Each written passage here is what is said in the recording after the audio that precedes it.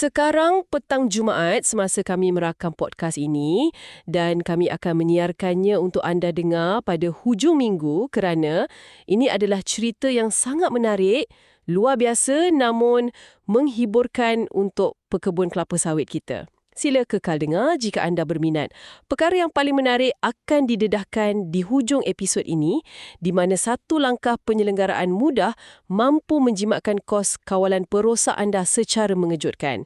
Selamat datang ke episod podcast ini yang dibawakan oleh AJS Agriculture Global Solutions, rakan kongsi anda untuk amalan perladangan yang lebih baik di Malaysia. Terima kasih. Hari ini kita akan bincangkan satu laporan yang sangat praktikal. Ya, laporan yang baru je diterbitkan kan? Betul. Kajian baharu yang diterbitkan pada tahun 2026 ni memfokuskan kepada pengurusan perosak bersepadu atau kita biasa panggil IPM lah. IPM ni memang selalu kita bincang, tapi spesifiknya hari ni tentang apa tu? Secara spesifiknya kita nak tengok terperinci pasal penggunaan burung pungguk atau nama saintifiknya Taito alba sebagai ejen kawalan biologi. Dan fokus utama kita adalah keadaan infrastruktur kotak sarang diorang kat ladang. Bila sebut pasal burung pungguk ni, pendengar kita memang dah biasa sangat. Rata-rata pekebun tahu fungsinya. Tapi sebelum kita pergi lebih jauh, kat mana sebenarnya kajian 2026 ni dibuat? Oh, kajian ni dijalankan kat 5 buah ladang di selatan Thailand. Selatan Thailand?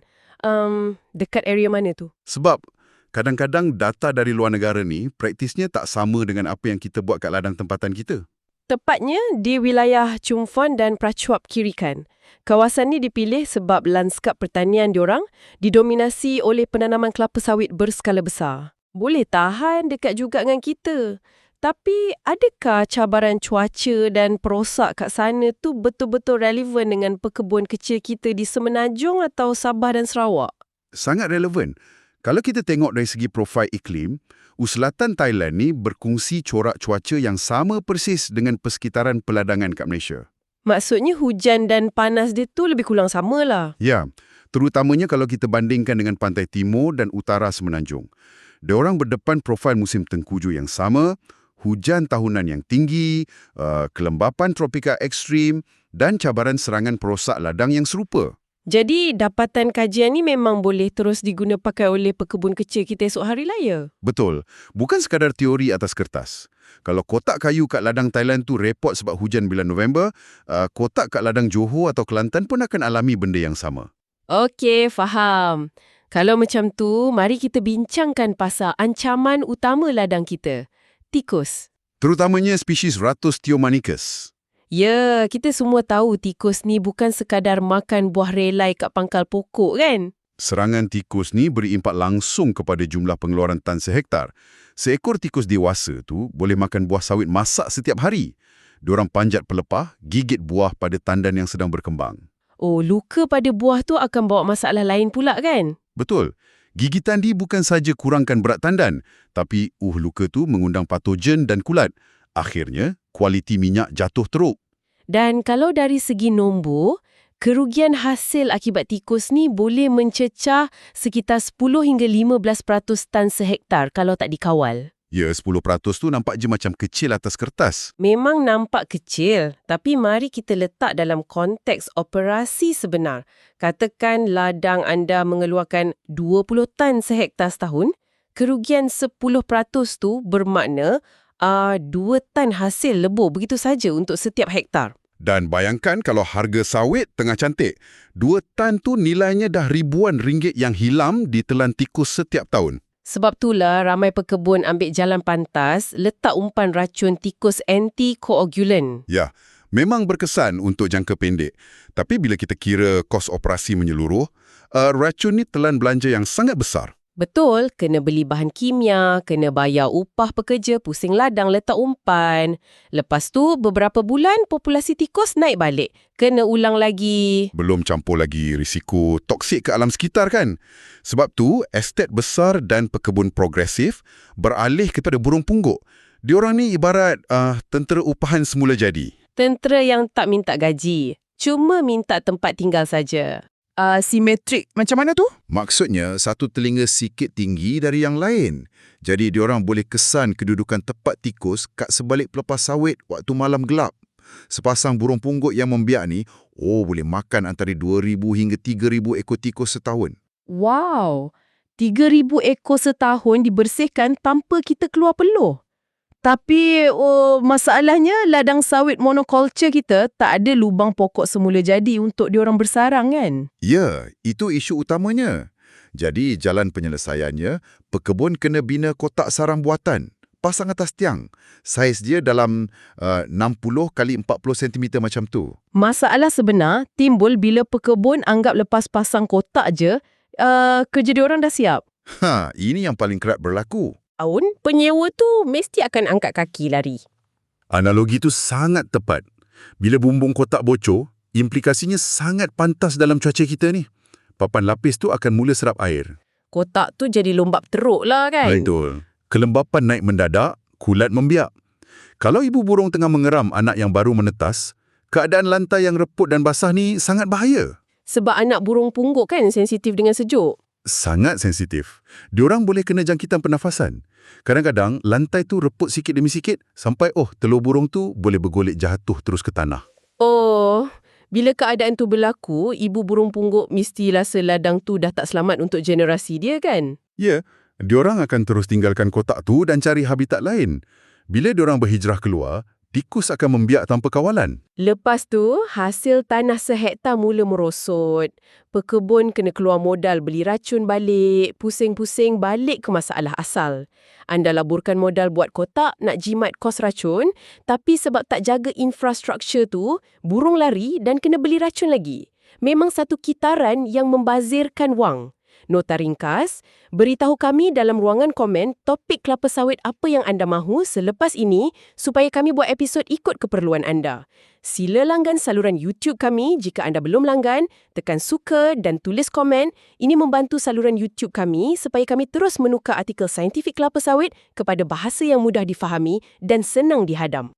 Kalau kita tengok data dari kajian 2026 di Thailand tu, penyelidik pantau 5 buah ladang, dinamakan dari CPI1 sampai CPI5. Diorang pantau lebih kurang 450 buah kotak sarang kan? Betul. Diorang panggil kotak-kotak ni sebagai infrastructure ecology. Infrastruktur ekologi tu bunyi macam akademik sangat.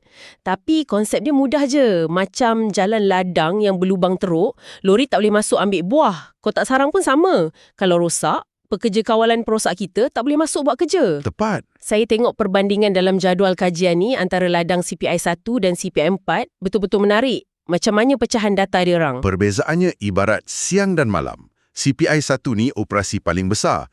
Ada hampir 300 buah kotak sarang. Tapi apa yang mengejutkan, kadar kerosakan purata diorang hanyalah sekitar 1.2% sepanjang tahun. Wow, 1.2%. Maksudnya, daripada 300 kotak, cuma 3 atau 4 kotak je yang rosak teruk. Ya, sebab bila kita tengok pengurusan diorang, tak ada teknologi pelik pun. Diorang cuma laksanakan jadual penyelenggaraan bulanan secara konsisten. Ronda dan periksa secara rutin lah ni. Betul. Kalau nampak rekahan sekecil apa pun kat papan lapis, diorang terus tampal bulan tu juga. Sekarang kita tengok CPI4 pula. Ladang ni kecil sikit, ada dalam 20 buah kotak. Okey, kadar kerosakan CPI4 ni berapa pula? Kadar kerosakan purata melonjak melebihi 11%. Dan masa musim hujan lebat, peratusan kotak yang musnah jauh lebih tinggi. 11% rosak daripada jumlah yang sikit. Patutlah burung pungguk tak singgah. Penyelidik catat dengan jelas puncanya, sifar penyelenggaraan. CPI4 tak ada peruntukan masa untuk periksa kotak. Bila bumbung melengkung ditiup angin, diorang biarkan saja. Hujan masuk, anak-anai pula naik dari batang tiang terus ke kotak. Ya, dalam beberapa minggu je, lantai reput dan kotak tu musnah terus. Kejap, saya rasa ramai pekebun akan terfikir benda ni. Cuaca kat kawasan kita ni kan memang ganas bila tiba hujung tahun. Angin kuat, hujan lebat berhari-hari.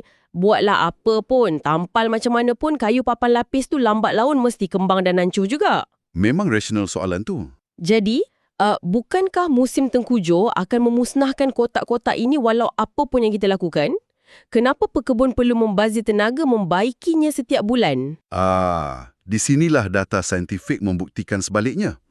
Ya, graf memang tunjuk kerosakan sedikit meningkat masa musim hujan.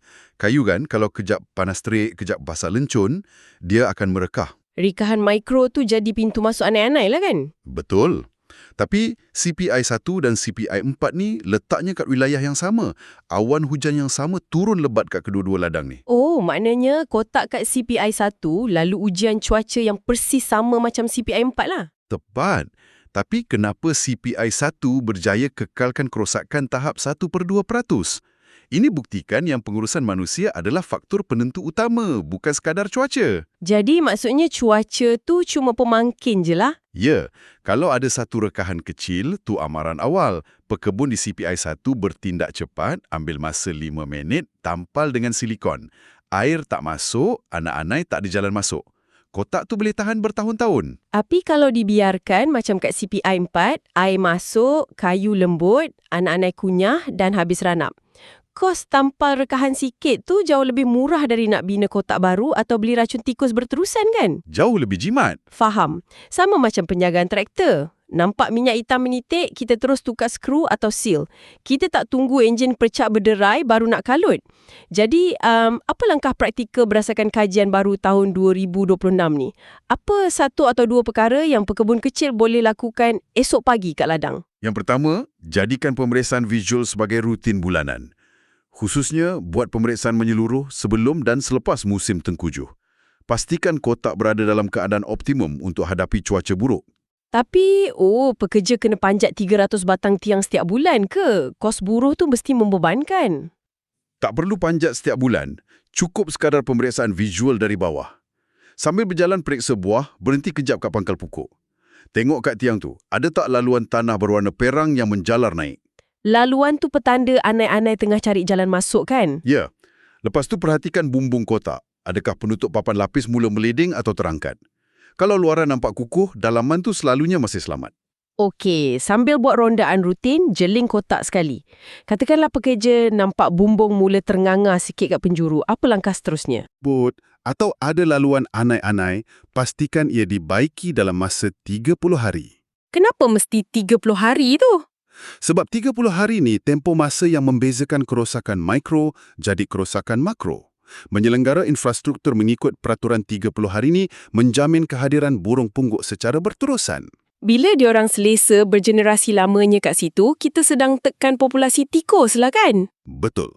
Hasil tan sehektar benar-benar terlindung bila burung buat kerja diorang. Nampak jelas macam mana satu tindakan kecil mengelak kerugian besar.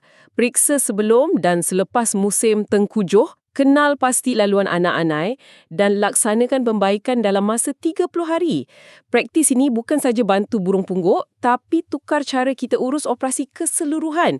Sebab ketepatan membuat keputusan input itulah yang akhirnya tentukan margin keuntungan kita. Pengurusan yang baik itu mencakupi semua infrastruktur ladang. Sekadar tambahan, macam mana kita pantau kotak sarang, macam tu juga kita kena pantau status tanah kita. Oh ya, ujian tanah tu penting juga. Betul. Ujian tanah untuk tahap keasidan dan nutrien asas, serta ujian daun bila perlu. Ia penentu utama keberkesanan penyerapan baja kita. Semuanya saling berkait rapat dalam pengurusan ladang. Ya, kumpul data dan buat pemeriksaan tu sangat kritikal. Dan untuk mengurangkan pening kepala pekebun pasal data-data ni, teknologi moden boleh tolong. Pendengar kita boleh daftar di cropdrive.ai. Ya, sistem tu sangat mudahkan pengurusan ladang. Betul, kecerdasan buatan AI ni sebenarnya membimbing pembajaan dan pengurusan kesihatan tanah langkah demi langkah. Sistem CropDrive ni juga bantu tafsirkan keputusan ujian makmal daun dan tanah tu kepada arahan yang mudah. Dan ada pembantu maya juga kan? Ya, pembantu maya AI bernama Palmira sedia membantu bila ada soalan teknikal. Sistem ini dibina oleh pasukan antarabangsa khusus untuk pekebun kecil Malaysia. Ia memang unik di dunia dengan kos yang jauh lebih rendah berbanding mengupah perunding persendirian. Jadi, saya amat menggalakkan anda menyertai ratusan pekebun kecil Malaysia yang sudah guna CropDrive untuk naikkan pendapatan dan serentak turunkan kos. Peralihan berpandukan data ni sangat praktikal. Sebelum kita tamat, saya mahu tinggalkan satu persoalan untuk direnungkan. Silakan. Cuba perhatikan kat ladang esok, jika burung pungguk tiba-tiba hilang dari ladang anda, Adakah kerana bilangan tikus sudah berkurangan atau kerana rumah yang anda sediakan sudah tidak lagi selamat untuk didiami? Persoalan yang tajam. Sesuatu yang patut kita nilaikan sendiri esok pagi kat ladang. Ingat untuk melawat pembantu pertanian AI kami di cropdrive.ai untuk mengetahui lebih lanjut cara meningkatkan hasil sawit dan pendapatan anda. Terima kasih kerana mendengar.